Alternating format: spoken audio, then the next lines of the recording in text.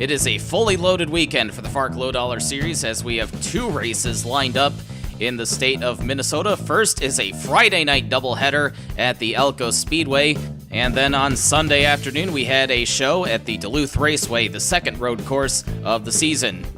Rick Forrest will be trying to take the points lead back this week from Bob Steffens after failing to qualify for, the race that we would rather not speak of again. However, the Small Forest Family Racing Team faces an uphill battle against the much more fully funded Team Thunder, and Zach Webster on the pole for race 2, third in points coming into this week. He's looking to reassure everyone that he is a contender this season after a disastrous 2016. And now we take you trackside at the Elko Speedway for the highlights of the Fossline Heavy Duty Trailers 60/60s. On the Prolapse pole for race number 1 is Johnson Clapp back in the M&J 64 this week with Dan Mayato on his outside. Very strong qualifying run for Mayato in the Freya and Saito car. That team is more well known for their road racing prowess, but Mayato is certainly trying to prove that team's worth on these short tracks as Johnson Clapp leads the first lap. He was the winner of one of the races at Sayre Speedway earlier in the year, and now he's looking to check out from the field. Rick Forrest is off to a good start, challenging Todd Stater for 4th. Stater's off to a good start as well. He's struggled a little bit this year, but of course I've just talked about Rick Forrest's struggles. He led the points all the way up until failing to qualify last week. Riley Durbin challenging Johnson Clapp for the lead, and Clapp lets him go, though Durbin did make a little bit of contact with that 64. He runs wide in turn 4. Clapp makes a run at him, but Durbin gets away from him as the leaders now come to lap David Bloom. Todd Stater quickly gets very tired of that 06 car and turns him around on the front stretch to bring out the first caution of the night, working lap 7. Rick Forrest continues to march forward after the restart, coming after Johnson Clapp for second now. Riley Durbin has driven away. These guys have no hope of catching him at the moment. Dan Mayato is still hanging in there in the top 5, and you probably just saw that dark purple car. That is Silas White making his FARC Lowe Dollar Series debut, and he's making a very strong impression so far, challenging for the top 5 as Rick Forrest completes the pass for second on Johnson Clapp. And this is a very good battle for the second spot. You can put a blanket over these guys. Silas White coming on strong down the inside. He's gotten third, but here comes Billy Bob Childers with a big run. He's going to try to get 2 cars in one corner. Second spot looking to belong to him at the end of this lap. And now we've got the lapped cars interfering once again. Childers solidly into second now as Silas White turns David Bloom into that tire at the end of the pit wall. Nobody cutting David Bloom any slack tonight. And now the second Dale Cloud car has gotten turned around by your race leader, Riley Durbin. That's Flip Papadopoulos in the 0, so both of those cars are out. And Riley Durbin's definitely got some damage out of that. He quickly falls victim to Rick Forrest after the restart. And Childers, hot on his heels, he's trying to get second spot from him now. That less than necessary move has definitely cost Riley Durbin as Rick Forrest tries to drive away, but Billy Bob Childers is coming after him now. Aaron Coltier's making his second start of the season, hoping to not end up on his roof this time, but he is rubbing fenders with Johnson Clapp, who's really fallen backwards ever since the start. We got another car in the wall at the pit entrance. That's Harrison Belcher in the second Bruce Autosport car, but it looks like he's gotten that car going and limped into the pit lane. No caution for this. The flagman has very quickly run out of patience for these spinners, it seems. Coltier moves himself up into 6th. Battle for the lead. Rick Forrest lets Billy Bob Childers go, and it's probably for the best, as Childers has been one of the fastest cars on the track. Riley Durbin looks like he's recovered a little bit. He's keeping up with these two. So Riley Durbin's night is not ruined yet, though he was shaping up to be the dominant car, and it looks like he's messed that up a little bit. And Childers is looking to earn that distinction now as he drives away from Rick Forrest. Truman Ellison isn't having a bad run by his standards. He's lurking just outside the top 10. Of course, Ellison won at Talladega last year by outlasting everyone on fuel. So Ellison is certainly one of those guys who can pull out a surprise every once in a while. Though you'd think he'd be able to buy some better equipment with the money that he allegedly pours into his team. He's even said to be greatly outspending the likes of M&J Racing, but we've got another caution as Dan Mayato goes around. So that's going to put a damper on the great run that he's had tonight. And now he's going to get himself involved in another incident, but it's Todd Stater who's the victim of this as he gets into the 153 and goes around on the front stretch himself. Stater has unfortunately fallen back since the start of this race, and this is going to drop him even further, and Lucas Sweeney now visits the end of the pit wall after getting turned around by defending champion Chuck Johnson. So 3 cautions in a row is going to create a mad dash to the finish. Just a couple laps to go now. Battle for second. Silas White makes a run at Rick Forrest. He's not going to catch Billy Bob Childers, but what a debut for Silas White that he almost throws away by hitting the wall off of 4. Rick Forrest gets caught up in that. But up front, it's all about Billy Bob Childers as he finally takes his first FARC Lowe Dollar Series victory. He made his first start alongside teammate Jim Kidd almost 10 years ago and stepped out of the series for a while, came back, and now he is a FARC winner. Silas White finishes second in his debut. Austin Howard locked up the hard charger bonus. Rick Forrest unfortunately dropped to 6th after that contact with Silas White coming to the white flag. He really started to slow down on the final lap, and that cost him several positions. The 2 Dale Clow cars round out the field after crashing out, and now it is time for race 2, where Zach Webster has taken the pole. 3rd in the championship coming into this race, and that 20-point bonus for taking the pole is really going to help him out. But there's contact behind the leaders. Danica Hollifield hard into the end of the pit wall. Sheesh, Danica Hollifield seems to have a thing for big lap 1 accidents.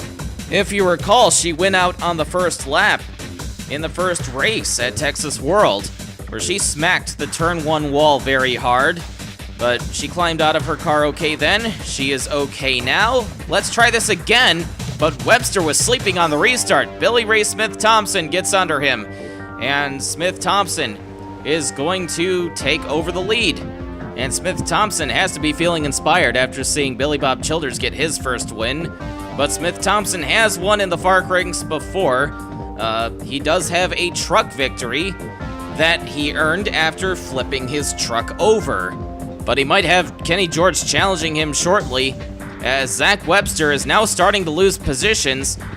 He just loses 3rd to Roy Warren in the 86, and now Alexa Lake in the 26. Here comes Kenny George challenging Smith-Thompson for the lead, and Smith-Thompson lets him go pretty easily. It's a pretty short race, but it's still a little early to be fighting it too hard, but George runs wide, and Smith-Thompson uses the opportunity to take the lead back. But it's a 3-car fight now as Roy Warren looks to make something happen. And now Alexa Lake is starting to creep into the picture. Roy Warren coming after the 50 for second, tries to make a move around the outside of the 2, going into 1. That was just briefly a 3-wide move, but Warren couldn't make it stick. Billy Ray keeps the lead. And now Kenny George has some issues named Bobby Dwyer. Dwyer in the 3rd Dale Clow car, hoping to not get spun into the tire wall like his teammate, but he sure is tempting fate getting in everyone's way like this. Kenny George finally gets by the 00, but not before losing several positions. But the rest of the leaders certainly aren't going to be safe from this fate. We'll have several contenders for moving chicanes in this race. Only 38 cars showed up here at Elko, so nobody failed to qualify. Roy Warren is your new leader. Alexa Lake in 3rd, looking to take 2nd away from Billy Ray as the field comes to lap John Burr.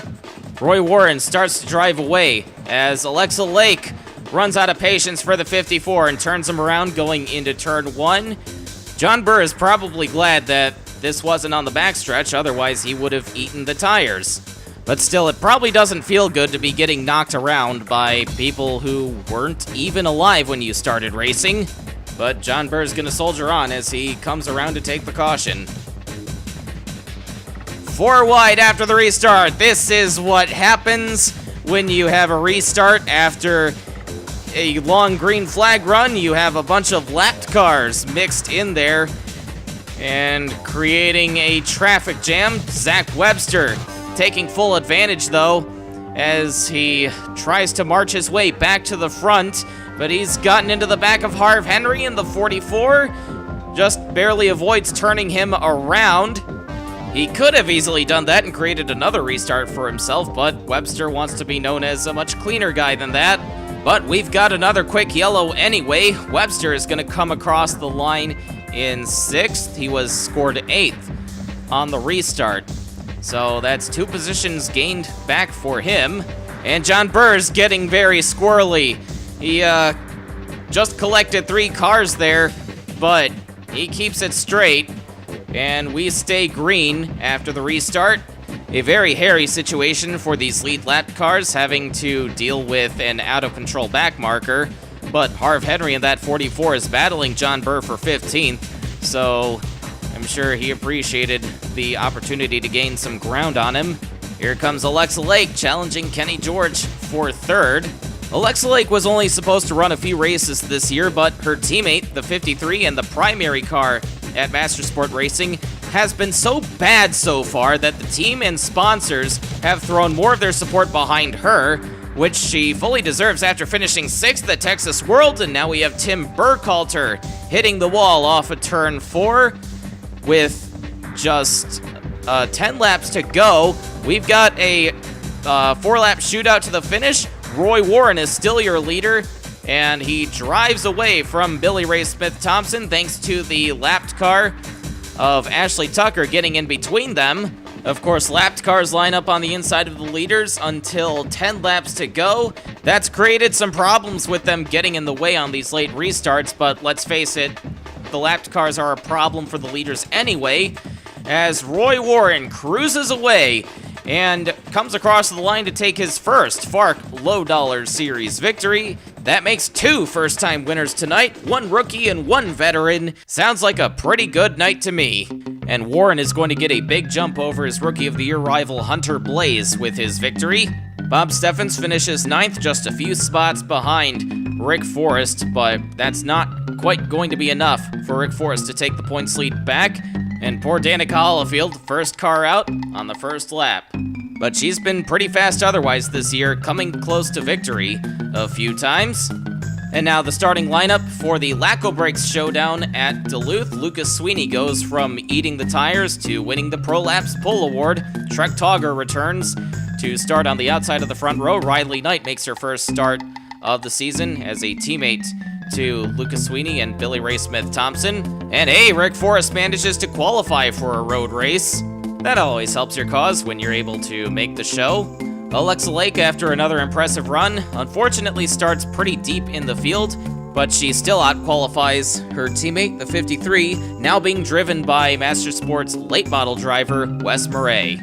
And now we take you trackside for the start of the Laco Brakes showdown. Lucas Sweeney leading at the start, but Riley Knight, his teammate, pulling to the left, trying to make something happen, but she hasn't set herself up for the right-hand turn 2 very well. Sweeney's gonna have the preferred line, and Knight goes off, hits the wall. That's not gonna help either. Sweeney and Togger pull away. Danica Hollifield runs 3rd, trying to make it past lap 1, and we have a caution for Packer Carroll getting turned around off of turn 2.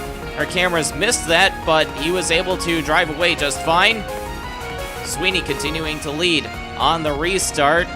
Now, Sweeney running well on the road courses is hardly surprising. He's always had an affinity for road racing when he was running full-time in FARC, and now he's been running full-time in Trans Am for the last couple of years.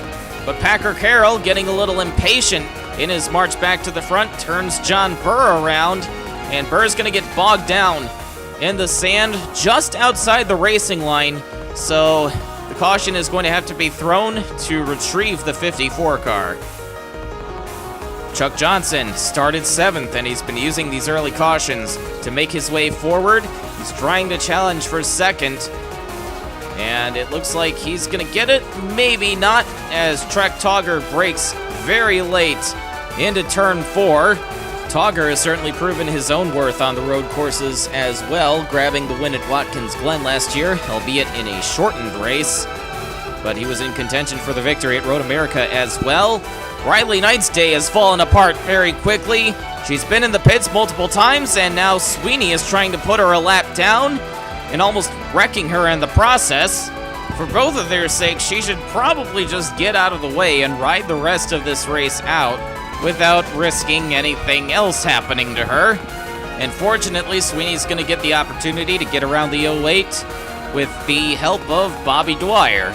So lapped cars do have their uses every once in a while, and Sweeney is going to get away. He's already pulled out to a very big lead at the moment, and Riley Knight's day is going to come to an end as she smashes into the back of the even more lapped car of Dalton Johnson. Now, Dalton Johnson is usually one of the slowest cars when he shows up.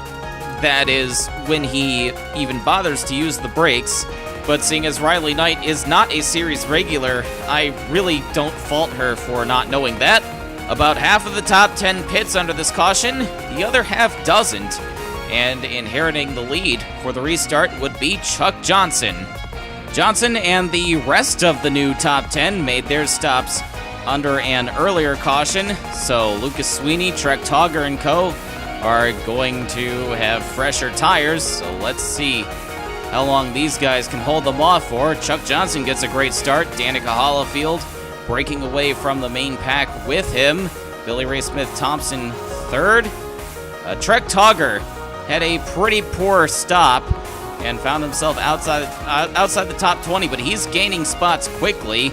He's already back up into 19th. And hey, there's a familiar face to Trek Togger in that white and red car, Tristan Kristoff in the number 30 for AJ Young. Those two were racing for the win at Road America last year. Togger was ahead, but spun himself out, handing the win to Kristoff, driving for James West at that time. But Kristoff, not even a threat for Togger this time around. Lucas Sweeney fared much better on that round of pit stops, restarting just outside the top 10, and he's also making a tear through the field, but of course he doesn't have as much of a march to make. He was scored in 6th at the line, now on the heels of his teammate Billy Ray Smith-Thompson, and Billy Ray being a much better teammate than Riley Knight, letting Sweeney go. Sweeney on much fresher tires and having a much better car overall, and it didn't take Sweeney much longer to catch up to race leader Chuck Johnson, but Bobby Dwyer gets in the way once again. Chuck Johnson gets a little bit of breathing room, and remember that Sweeney got Dwyer's help in getting around his teammate Riley Knight, and now he's the victim of Dwyer's lack of pace. But he's going to get a caution to catch right back up to Chuck Johnson. Riley Durbin and Lev Azarov go into the wall, and Billy Bob Childers gets a big piece of that. So Childers is going to go out of the race from this, just a couple nights after winning at Elko. But Sweeney is not going to get the opportunity to take the lead back. He blows up under this caution. Sweeney easily had the dominant car, and now he goes out just before halfway. This is definitely going to blow this race wide open. Chuck Johnson has to be breathing a huge sigh of relief, but I'm sure he's going to be sending a sympathy card Lucas Sweeney's way, because Johnson's definitely been in that position himself, especially last year, where he's had a good run going, only to have something go horribly wrong. Johnson continues to lead. He tries to pull away. Kenny George in the 50 is a lap down, trying to get his lap back. Johnson lets him go, and many car lengths back. Kevin Monroe holds second, trying to hold off Danica Hollifield and Jim Kidd, but we've got a couple cars going off. Mark Thompson and Ashley Tucker. Bobby Dwyer getting up into Riley Durbin. Dwyer into the wall and around on the front stretch. And here comes Packer Carroll scrambling to find a direction through this wreck, but he doesn't and ends up piling into the 00. Packer Carroll, unfortunately, never recovered after his spin on lap 1, and he's going to go out of the race. Now, Mark Thompson and Ashley Tucker basically followed each other off the road. I wonder if there was oil on the track from Lucas Sweeney going up in Spoke that just wasn't cleaned up very well. They slid right off. Now, Lucas Sweeney definitely had the fastest car, but Trek Togger may have the second fastest.